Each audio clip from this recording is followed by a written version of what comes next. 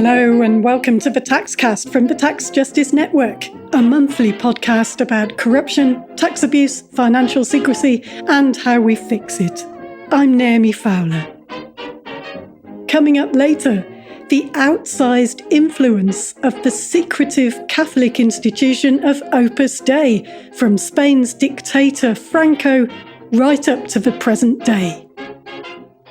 This kind of sounds a bit like a bit of conspiracy theory, but it's trust me, it's very real. It's in almost every major city around the world, and it's quite ruthless. It's close to the Trump regime because they share a lot of common ground.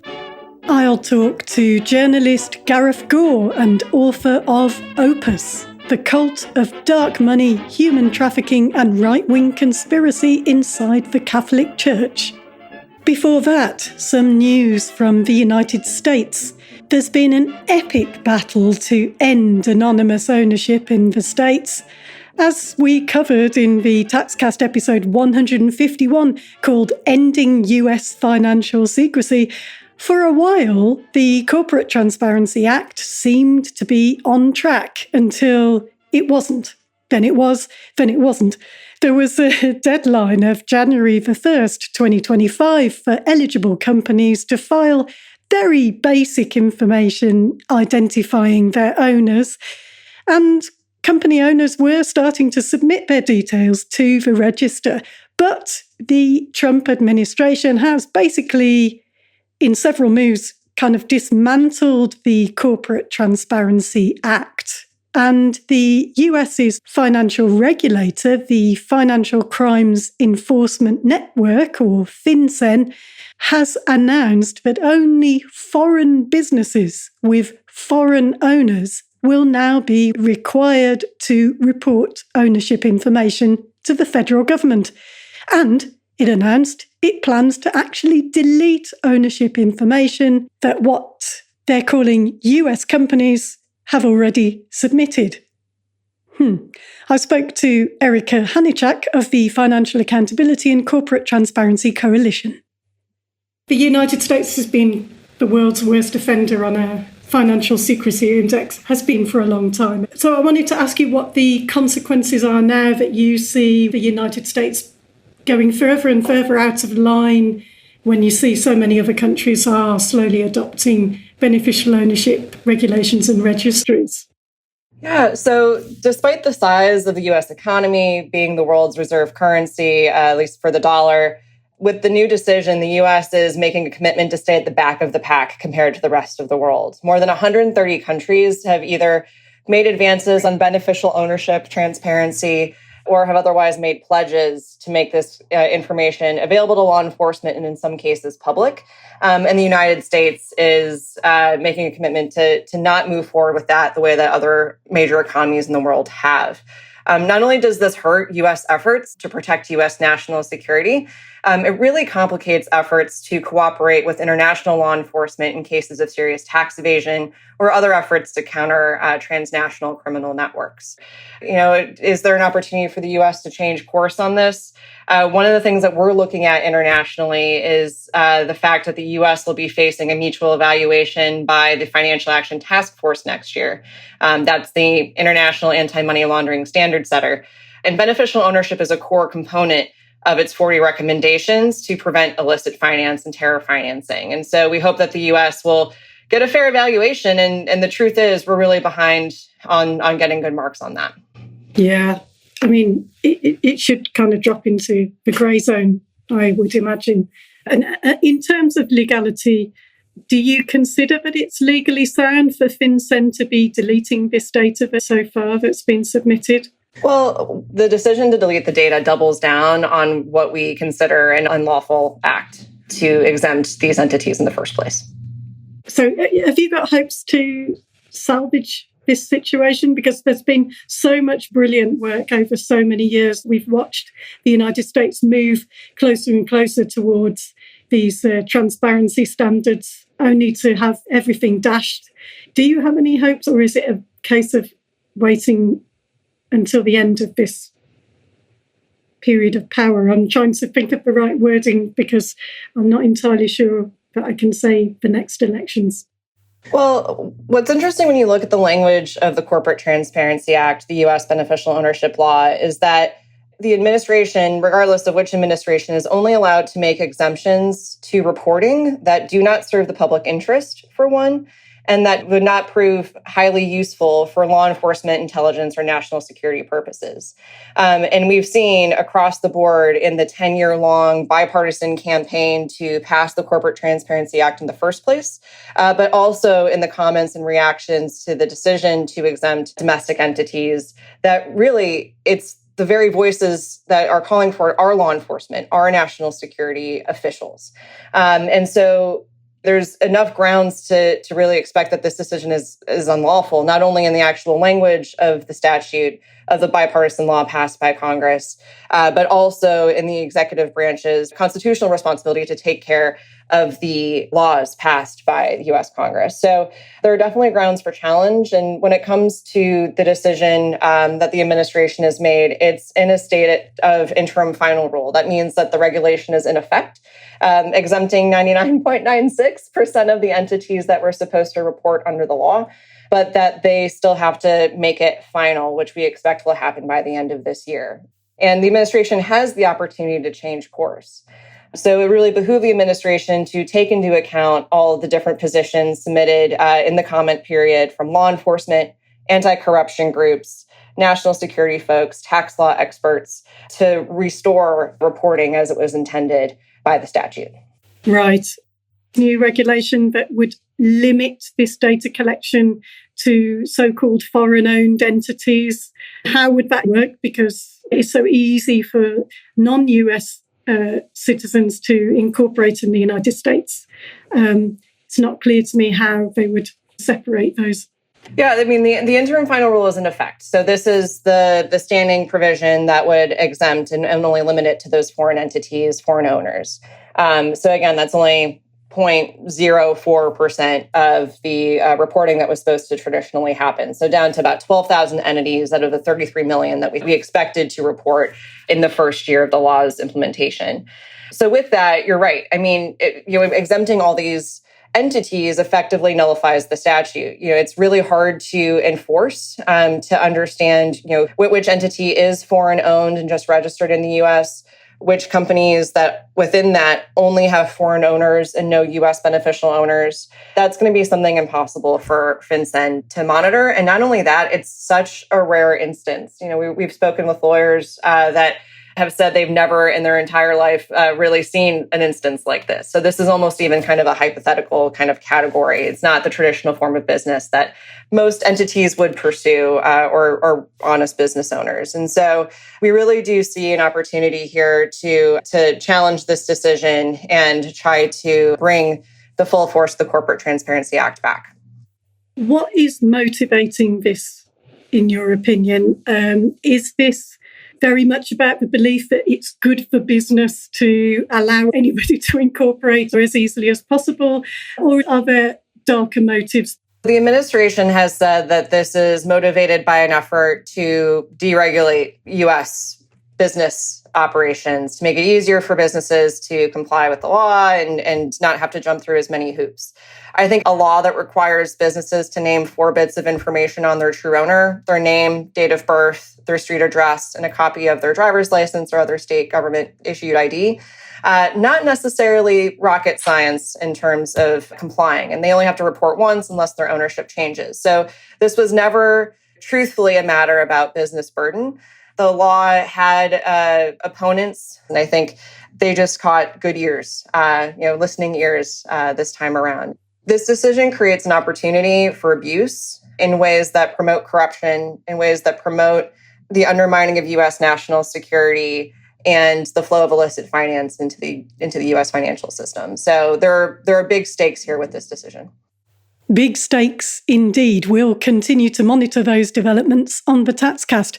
My thanks to Erica Hanichak of the FACT Coalition for joining us. This news, along with the rolling back of other corruption protections in the United States, really puts into context the nation's slide even further into a kind of out-and-out bandit country. And it may seem surprising, but Catholic institution Opus Dei is one of various conservative forces in the States that have had a key role in that very long-term shift against rulemaking in the public interest. I've got journalist Gareth Gore with me. He's author of Opus, The Cult of Dark Money, Human Trafficking and Right-Wing Conspiracy Inside the Catholic Church.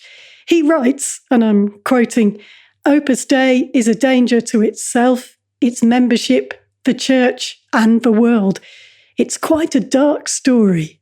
The truth is, I never actually set out to write a book about Opus Dei. I mean, in my day job, I'm a financial journalist, and I have been a financial journalist for like the past 20 years. And, I'm used to writing about banks and big companies and kind of money flows around the world. What happened was in 2017, I was sent to report on this bank in Spain that collapsed, a bank called Banco Popular, which was at the time one of the largest banks in Spain. And, at this stage in 2017, we had a kind of 10 years of rolling crisis around the world. Umpteen banks had already failed.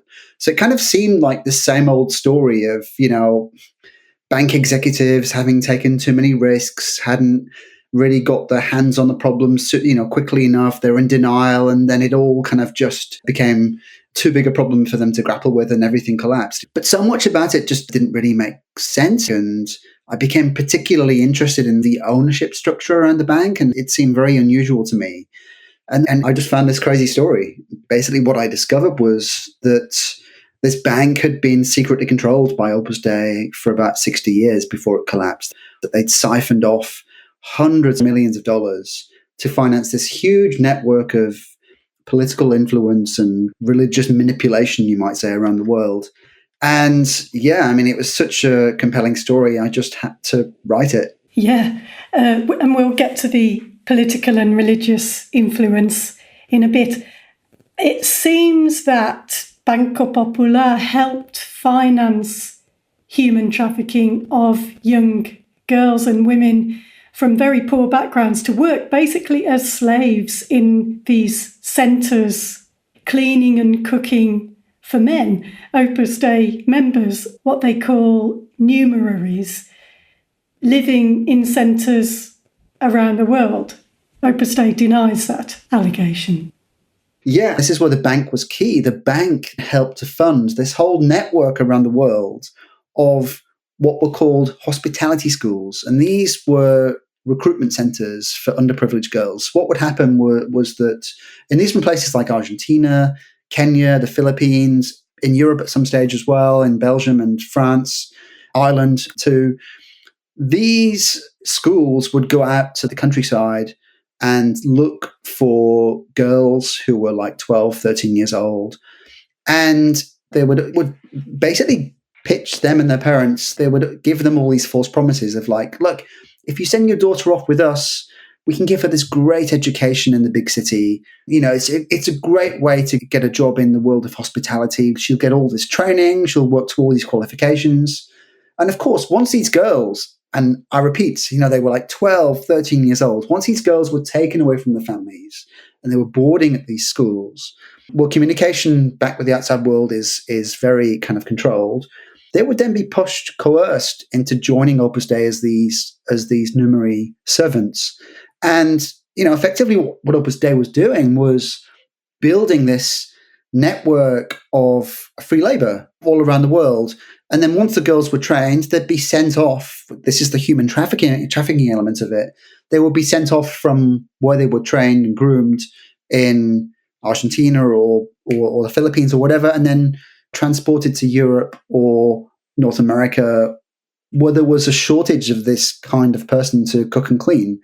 And the sweet irony here is that in the uprising that we've seen in recent years from, former members of Opus Dei who finally realized, the abuse that they were subjected to and the suffering that they've endured, the backlash, the fightbacks actually come from these underprivileged girls, women are the ones that are rising up and the ones that have put together this case. So there was a group of 43 women in Argentina. They got together. They found a lawyer who himself was a former numeri, so he kind of understood the system and took them on. They filed a complaint, and that was taken on by the Public Office for Human Trafficking in Argentina. They launched a 2-year investigation, and public prosecutors just last year decided that there was absolutely a case to be heard here. They formally accused Opus Dei of human trafficking, of the systematic targeting of these young girls and coercing them into joining. And there's set to be a court case in Argentina. So, yeah, I mean, I will be watching that. Yes.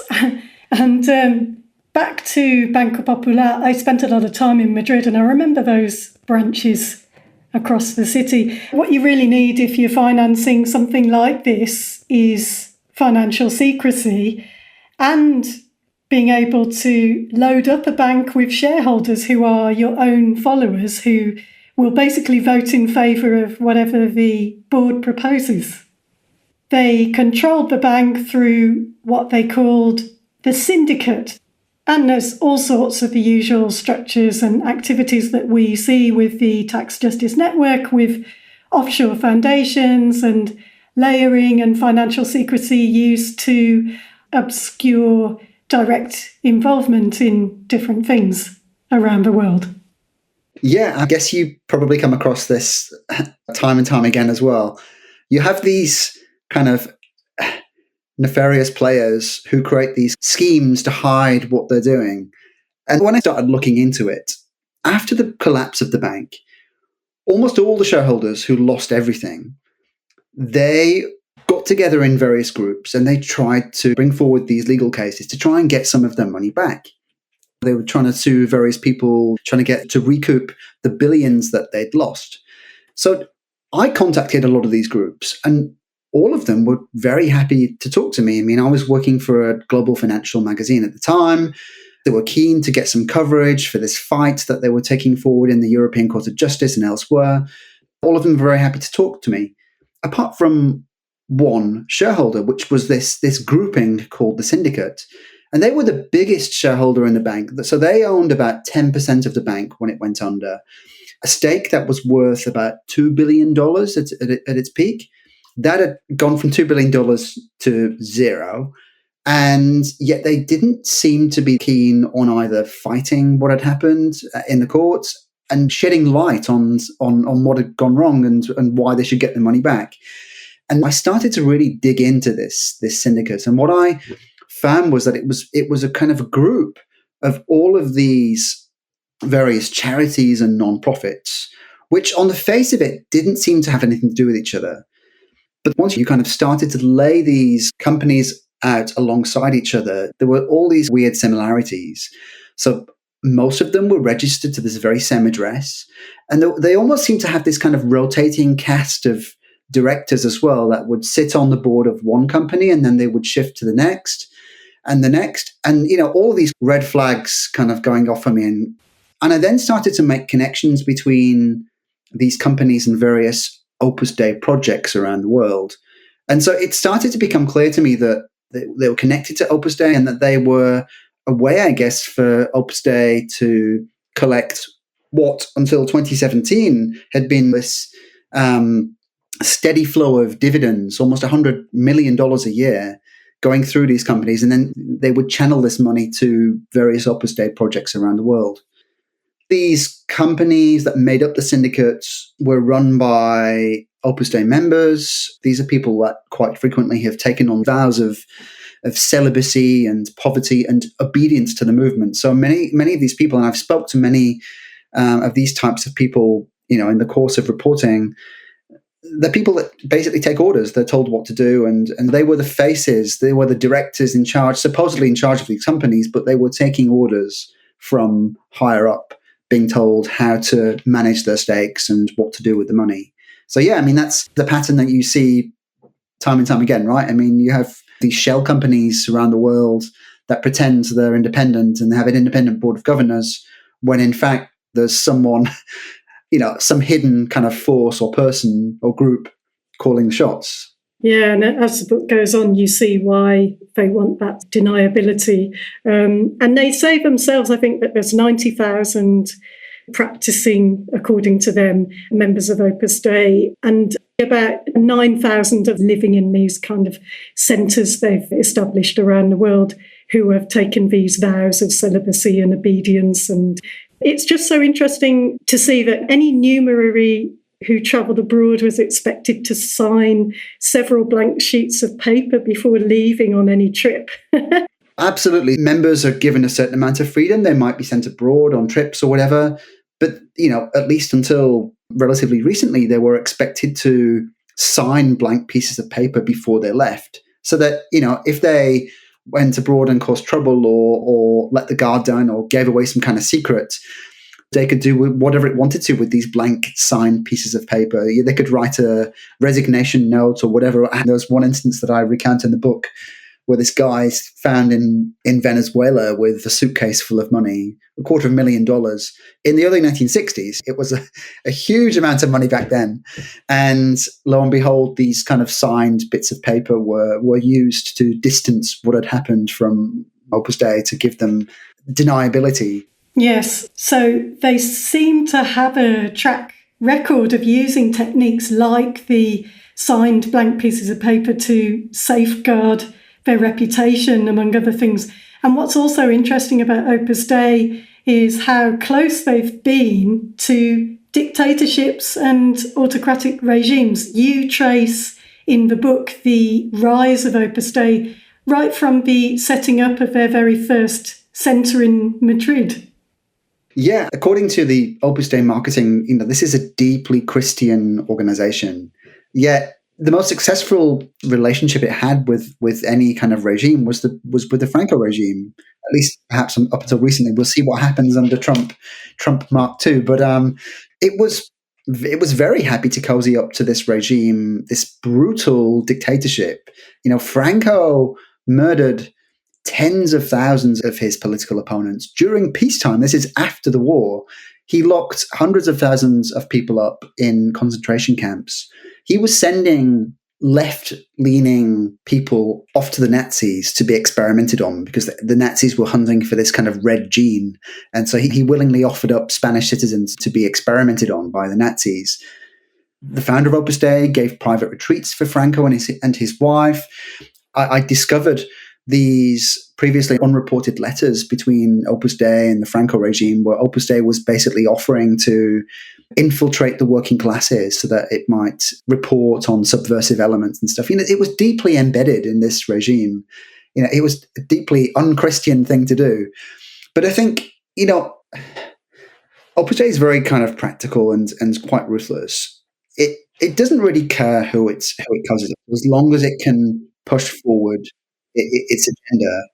And because of the kind of politics that the group espouses and the kind of politics that its founder had, it's much more likely that reactionary or even fascist regimes are much more likely to be kind of aligned with its worldview. It's no surprise that in Latin America in the 1970s, it was very close to a number of the military regimes there.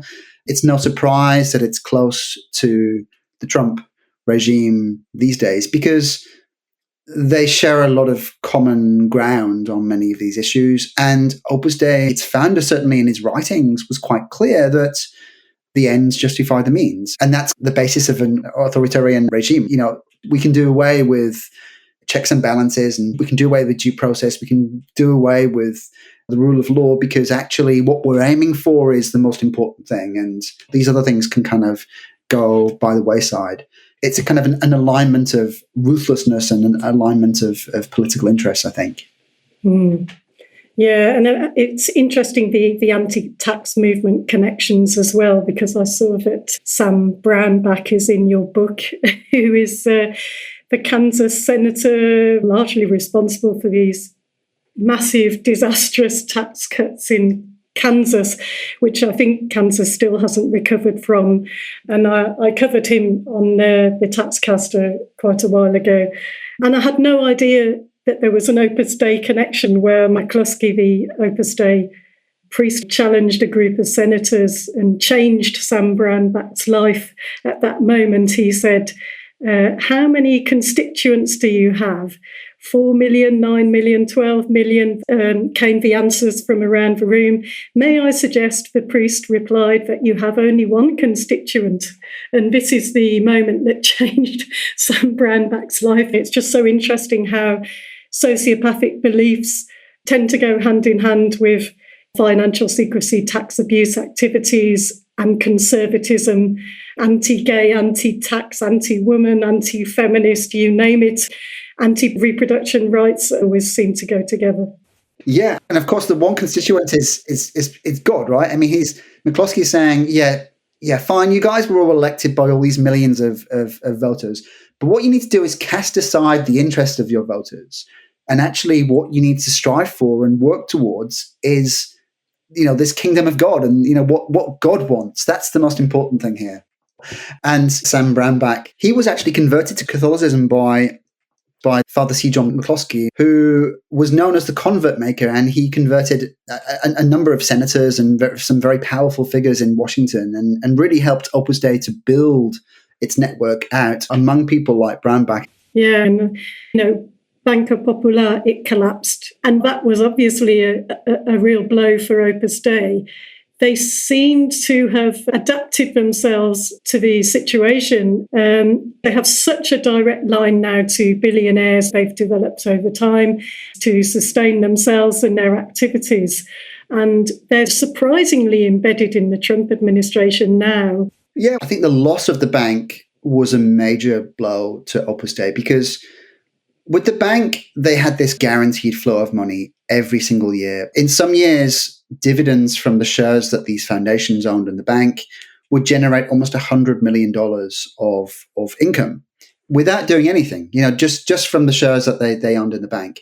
And so that was guaranteed money. And so to lose that is a major blow. Now, what they've done in the years since then, I mean, they were already doing this even whilst the bank was still alive, but particularly in the years since, is begin to cozy up to a number of very wealthy American Catholic billionaires.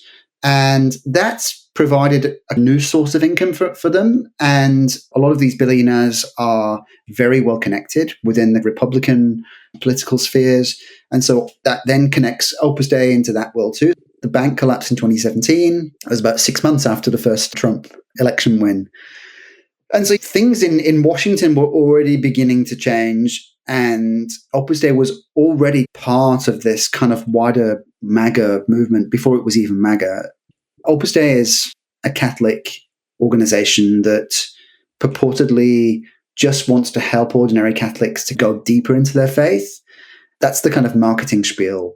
But really, what this organization is it's a political organization that wants to reshape society according to its very conservative reading of the Bible and its very reactionary politics. And in my book, I expose how this has been what they've been doing right from the beginning. I even got my hands on some of the kind of secret writings of the founder, which confirm this, that it had a political agenda all along.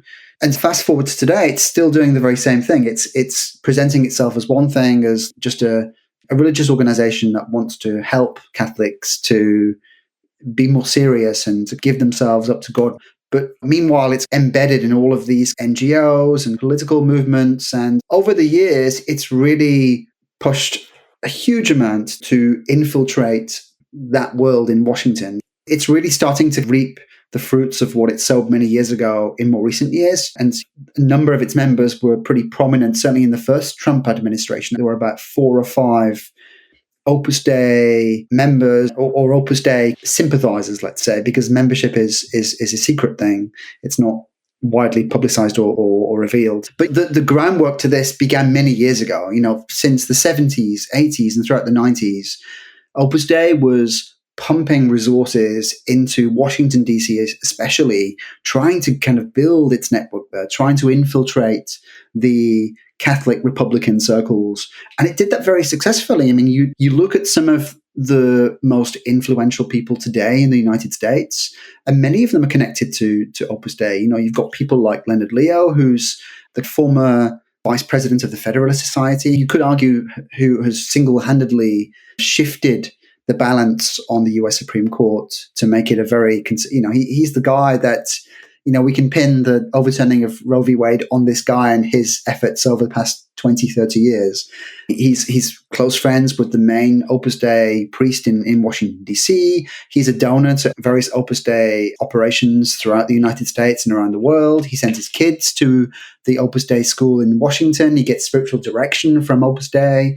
He sits on the board of directors at the Opus Dei Center in Central Washington.